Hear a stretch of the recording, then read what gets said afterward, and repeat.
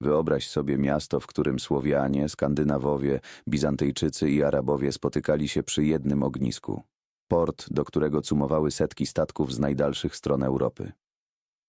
Ośrodek handlu niewolnikami, srebrnymi pierścieniami i legendami. Miejsce, gdzie potężny Bóg o 4 twarzach spoglądał z ołtarza, a wikingowie tworzyli własny zakon wojowników. To nie baśń. To Wolin. Miasto mit, stolica Wolinian, słowiańskiego plemienia, które przez wieki broniło się przed Piastami, Duńczykami i chrześcijańską krucjatą. Kto tak naprawdę rządził tym miejscem? Czy istniał legendarny Jomsborg? I co odkryli archeolodzy pod ziemią Starego Miasta? Dziś w labiryncie przeszłości zapraszam Was do największego portu Słowiańszczyzny. Oto historia Wolinian, ludu pogranicza, tajemnicy i nieugiętej niezależności. Wolinianie to jedno z najbardziej fascynujących, a jednocześnie najmniej znanych plemion Słowiańszczyzny zachodniej. Ich stolica, Wolin, opisana przez kronikarzy jako największe miasto Słowian, była nie tylko centrum handlu, ale też miejscem starcia kultur, religii i ambicji wielkich mocarstw. W tym odcinku prześledzimy ich dzieje od narodzin plemiennej wspólnoty, aż po chrystianizację i ostateczny upadek niezależności. Oparto go wyłącznie na źródłach historycznych, archeologicznych i na paru podaniach. Tam, gdzie kończą się fakty, zaczynają się legendy i wyraźnie zaznaczymy, co jest czym.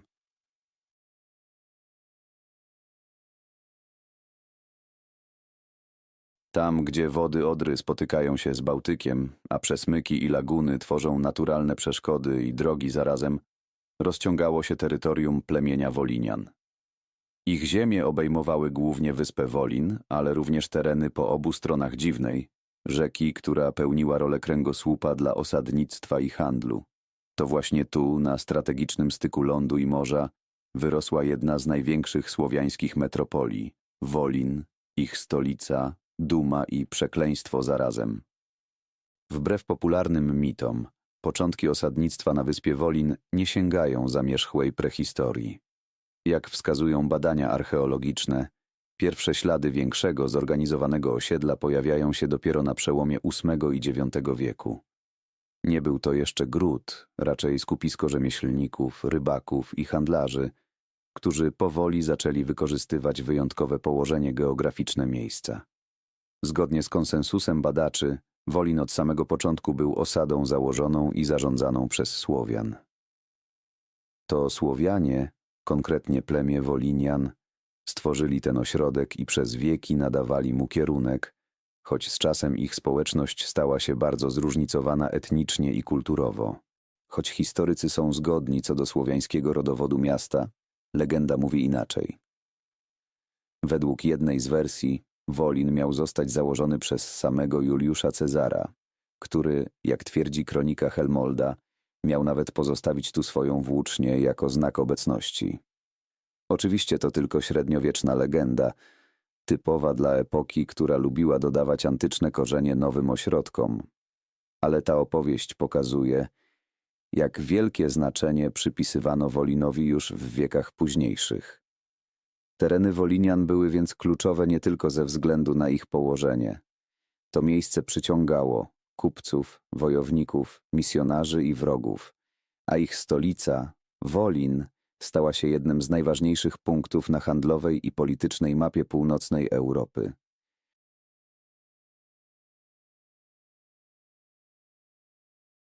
Największe miasto Słowiańszczyzny. Tak Wolin opisał Adam z Bremy. Miejsce, gdzie spotykali się Grecy, Bizantyjczycy, Sasi i barbarzyńcy z północy.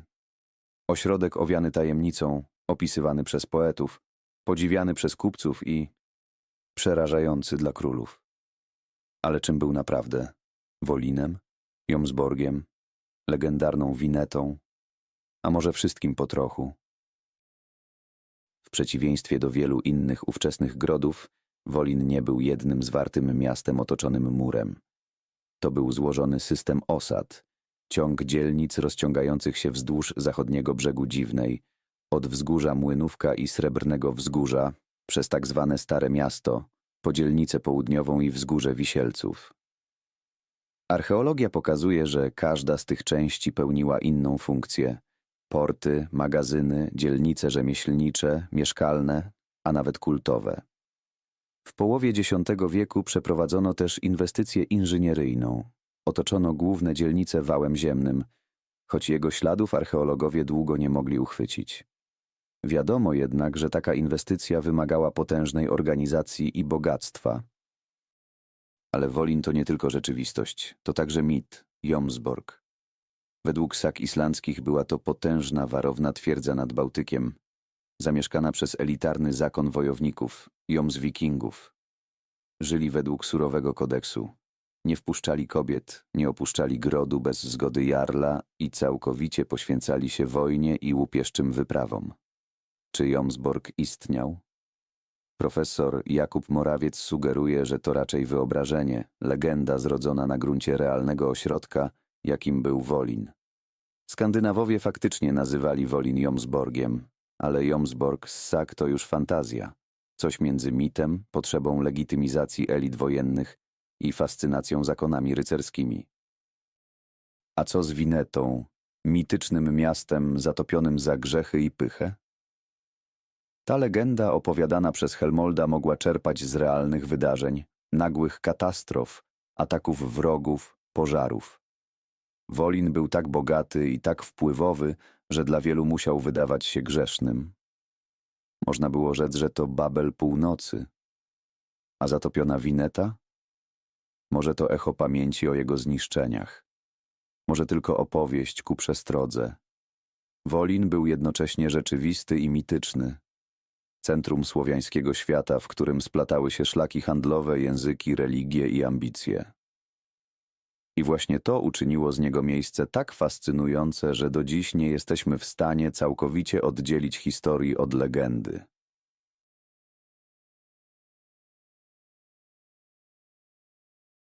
Kim byli ludzie, którzy budowali jedno z najważniejszych miast Słowiańszczyzny?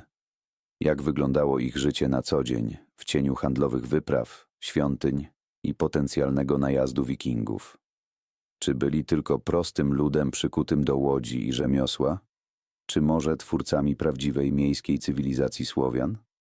Społeczność Wolina nie była jednolita.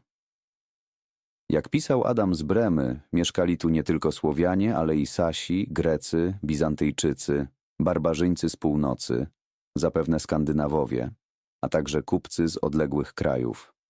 Była to zatem mozaika kultur, języków i tradycji, coś co w X wieku stanowiło absolutny fenomen. Ta różnorodność odzwierciedlała się nie tylko w handlu, ale i w pochówkach. Od ciałopalnych po szkieletowe, od skromnych po bogato wyposażone groby elit, a nawet kurhany. Choć archeologia odsłania ślady bogactwa i organizacji, takie jak wały obronne czy elitarna biżuteria, imiona samych elit z Wolina przepadły. Znamy postać Wimana, saskiego możnowładcy, który na chwilę stał się przywódcą Wolinian. Ale sam był, można by rzec, z importu. Nie znamy żadnego rodzimego wodza z imienia. Wiemy tylko, że elity istniały, bo to one zorganizowały potężną obronę, zaprosiły Wimana, zawierały sojusze, a nawet ściągnęły biskupa. Wolin tętnił życiem. Hałas kuźni, zapachy warsztatów, krzyk kupców i języki ze wszystkich stron Europy. Archeologia wskazuje na rozbudowane rzemiosło szkutników, kowali, bursztynników, garncarzy. Tu nie tylko handlowano, ale i produkowano. Nawet wraki łodzi wykorzystywano wtórnie jako dachy domów. Mieszkańcy byli praktyczni, ale i innowacyjni. Budowali, przetwarzali, wymieniali, tworząc coś, co śmiało można nazwać wczesnośredniowiecznym tyglem kulturowym. Choć Jomsborg jako warowna twierdza może być tylko legendą, to kodeks Jomsvikingów, opisany w sagach, budzi fascynację. Zakaz kobiet w grodzie, zakaz opuszczania twierdzy nocą, absolutne posłuszeństwo jarlowi. Przypomina wam to coś? Ten model życia opisem pasuje bardziej na zakon rycerski. Czy mógł być inspirowany realnym porządkiem społecznym Wolina, gdzie elita narzucała dyscyplinę, a rzemieślnicy i wojowie żyli w ramach ścisłej organizacji? Mieszkańcy Wolina nie byli jedynie rybakami czy handlarzami. Tworzyli niezwykle rozwiniętą społeczność, złożoną, zróżnicowaną, kosmopolityczną. Wśród nich byli Słowianie, Skandynawowie, chrześcijanie, poganie, ludzie różnych klas i profesji. To oni uczynili Wolin miejscem niepowtarzalnym i to dzięki nim legenda tego miasta przetrwała wieki. Ten kanał tworzą pasjonaci historii, dawnych wierzeń i zapomnianych opowieści. Jeśli chcesz pomóc nam rozwijać ten projekt i tworzyć jeszcze więcej treści pełnych tajemnic przeszłości, możesz nas wesprzeć. Wystarczy subskrypcja, komentarz albo kliknięcie przycisku Super podziękowanie. Możesz też dołączyć do grona wspierających kanał i stać się częścią naszej społeczności odkrywców. Każde, nawet najmniejsze wsparcie to dla nas ogromna motywacja i realna pomoc w tworzeniu kolejnych odcinków. Dziękujemy za każdą formę wsparcia i wracamy do naszej opowieści.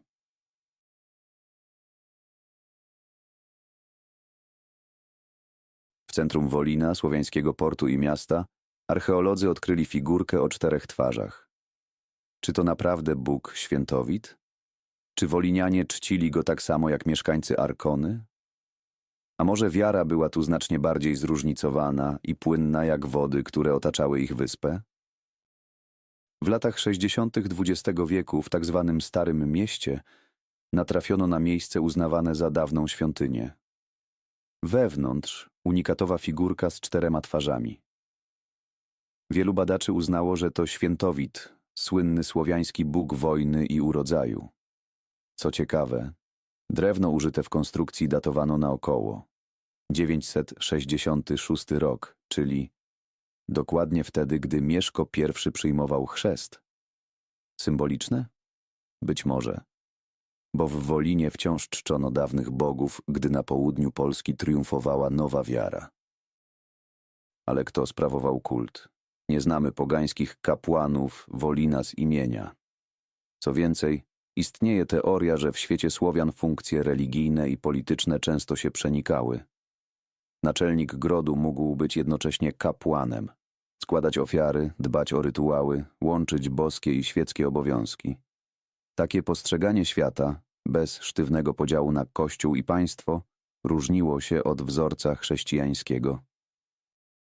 Przełomem był wiek XII. Wtedy to biskup Otton z Bambergu, wysłannik chrześcijańskich władców, wyruszył na Pomorze z misją nawrócenia pogan. Dwukrotnie odwiedził Wolin, a jego podróż została opisana aż w 3 żywotach. Choć była to misja religijna, stała za nią także polityka. Piastowie i cesarstwo niemieckie rywalizowały o wpływy, a sukces biskupa miał znaczenie także propagandowe. Co ciekawe, późniejsze źródła, zwłaszcza skandynawskie, przedstawiają Wolin jako gniazdo pogan i złoczyńców, które zasługiwało na boską karę. Po pożarze miasta dokonanym przez króla Magnusa w 1043 roku poeci pisali o ogniu, który oczyszczał ziemię z grzeszników. To retoryka krucjatowa, typowa dla epoki. Światło przeciwko ciemnościom, chrześcijaństwo przeciwko pogaństwu. Legendy idą jeszcze dalej. Jedna z opowieści mówi, że sam Juliusz Cezar miał odwiedzić Wolin, pozostawić tu swoją świętą włócznię, a nawet nadać miastu nazwę Julin. To oczywiście mit, ale bardzo wymowny. Pokazuje, jak mieszkańcy Wolina lub ich chrześcijańscy biografowie chcieli sięgnąć do antycznych korzeni, by zyskać prestiż. Skoro Frankowie mogli pochodzić od Trojan, to czemu Słowianie nie mieliby być spadkobiercami Rzymian?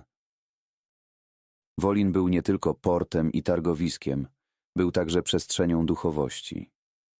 Przenikały się tu dawne wierzenia z nową religią, kult przodków z ideologią chrystianizacji, mit ze świętością.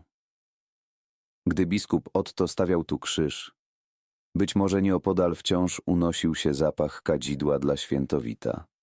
I być może dlatego legenda o zatopionym, grzesznym mieście Witi, które czasem wynurza się z morskiej toni, do dziś budzi dreszcz emocji.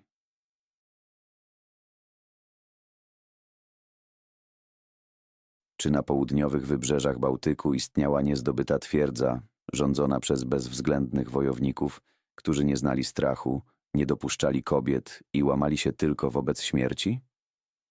Jomsborg, legendarny bastion Jomswikingów, miał istnieć właśnie tu, gdzie dziś stoi Wolin. Ale ile w tej opowieści jest prawdy, a ile średniowiecznego Marvela? Sagi nordyckie, tworzone głównie na Islandii w XIII wieku, przedstawiają Jomsborg jako warowną twierdzę o surowych zasadach. Żadnych kobiet w grodzie, żadnego wychodzenia nocą bez pozwolenia jarla, tylko wojownicy, których męstwo zostało sprawdzone w boju. Ich kodeks, prawo Jomswikingów, przypomina regułę zakonu rycerskiego. Nieprzypadkowo, to mit ideologiczny, wykreowany w epoce, gdy Skandynawowie chcieli dać swoim wojownikom aurę świętych krzyżowców. W sagach Jomsborg utożsamiany jest z południowym wybrzeżem Bałtyku, z krajem Windów, czyli Słowian. Wolin idealnie pasował. Był potężnym ośrodkiem, leżał nad wodą, odwiedzali go Skandynawowie, panowało w nim poczucie niezależności i siły. Ale co najważniejsze, Skandynawowie naprawdę nazywali Wolin Jomsborgiem, przynajmniej w części przekazów. Dla nich to było miejsce niezwykłe, intrygujące pogranicze, więc fikcja i fakt zaczęły się zlewać. W sagach pojawiają się postaci legendarne, jak Jarl Palnatoki, założyciel Jomsborga, lub Sigvaldi, dowódca wyprawy przeciwko norweskiemu królowi Olafowi. Niektórzy z tych bohaterów są wzorowani na realnych możnych. Na przykład Torkel Wysoki znany jest również z przekazów anglosaskich jako Jarl Duński dowodzący wyprawami na Anglię. Ale Jomsborg z sag to bardziej literacka kompozycja niż realna forteca. Twórcy połączyli różne fakty, miejsca, postacie, by stworzyć mit niezłomnych wojowników pogan, zderzających się z chrześcijańskim światem. W Wolinie nie odnaleziono żadnej warownej twierdzy w stylu znanym z sag. Nie ma śladów kamiennych fortyfikacji, jednolitego garnizonu wojskowego ani monumentalnych zabudowań. Istniały jednak ziemne wały obronne, rozległe dzielnice mieszkalne i portowe, a także rozbudowana infrastruktura, co mogło robić wrażenie na przybyszach z północy. Możliwe, że obraz Wolina jako Jomsborga powstał ze zderzenia realnego, imponującego Wolina oraz potrzeby Skandynawów do posiadania swojego kamelotu na południu. Mit Jomsborga spełniał kilka celów. Budował tożsamość elit skandynawskich, herosi, kodeks, sława. Usprawiedliwiał podboje i wyprawy krzyżowe. Kreował przeciwnika idealnego, mężnego, ale pogańskiego, więc do pokonania. Jomsborg to projekcja średniowiecznej wyobraźni. Tak jak Troja Franków czy Kamelot Brytów, był bardziej ideą niż miejscem, ale inspirowaną bardzo realnym Wolinem. W końcu nawet autorzy sag sami się gubili. Ten sam tekst raz mówi o Jomsborgu jako twierdzy legendarnych wojów, a kilka stron dalej opisuje go jako zwykły port, który najeżdża duński król. I może właśnie na tym polega magia Wolina. Był tak fascynujący, że zainspirował zarówno kronikarzy, jak i poetów i skaldów, a każdy stworzył swoją wersję prawdy.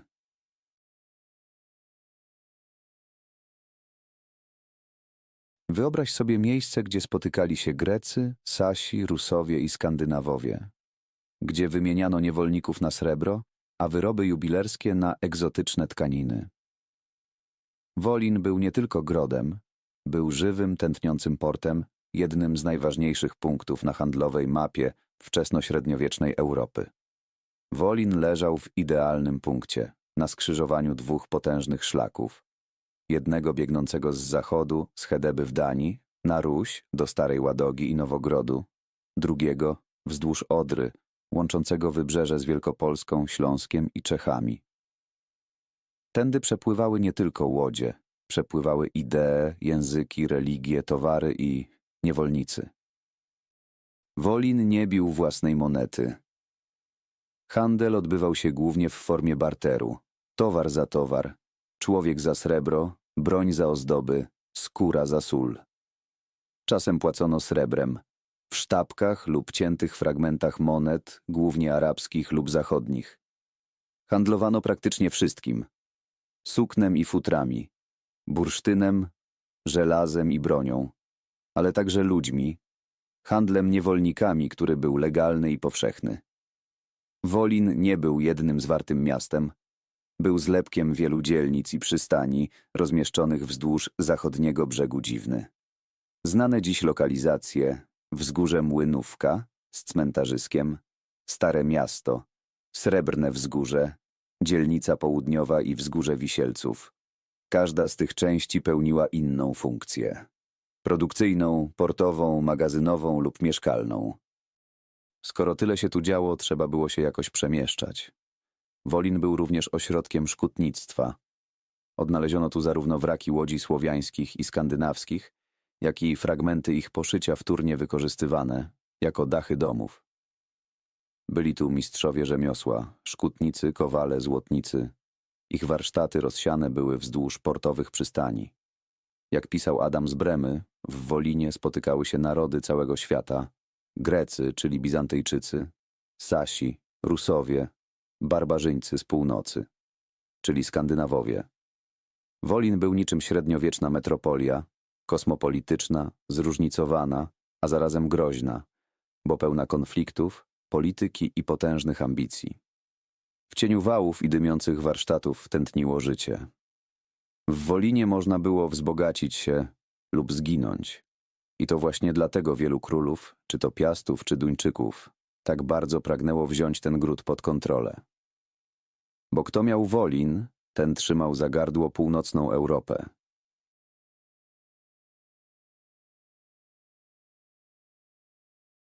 Wspaniałość Wolina nie trwała wiecznie.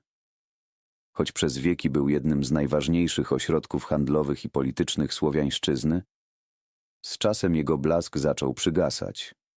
Zwiastunem nadchodzących zmian był brutalny najazd króla Danii, Magnusa Dobrego, w roku 1043. W pieśniach islandzkich skaldów ten atak ukazano niemal jak biblijne zniszczenie. Ogniem i mieczem miała runąć pogańska twierdza zła. Przez długi czas uważano, że to właśnie wtedy Wolin przestał istnieć. Ale prawda była inna. Archeologia nie potwierdza całkowitego zniszczenia. Przeciwnie, ośrodek przetrwał. Nadal istniał, choć już nigdy nie odzyskał dawnej świetności. To nie ogień Magnusa, ale powolny rozpad dalekosiężnych sieci handlowych, w tym brutalnego handlu niewolnikami, przesądził o przyszłości miasta. W XII wieku Wolin został jeszcze raz zdobyty, tym razem przez duńskiego króla Waldemara. Książę pomorski Bogusław musiał złożyć hołd lenny, a niezależność Wolina została przekreślona. Wkrótce potem biskupstwo zostaje przeniesione do Kamienia Pomorskiego, a Wolin, z miasta tętniącego życiem, staje się prowincjonalnym ośrodkiem w cieniu rosnącego w siłę Szczecina. I choć dzieje polityczne Wolina dobiegają końca, jego dziedzictwo trwa dalej. W opowieściach o Jomsborgu, w legendach o zatopionym mieście, w figurkach bogów ukrytych w ziemi i w kurhanach rozciągających się na wzgórzu Wisielców. Wolin nie zniknął. Przeszedł w inną formę, w pamięć. A ta, przekazywana z pokolenia na pokolenie, przetrwała o wiele dłużej niż kamienne wały i drewniane grody.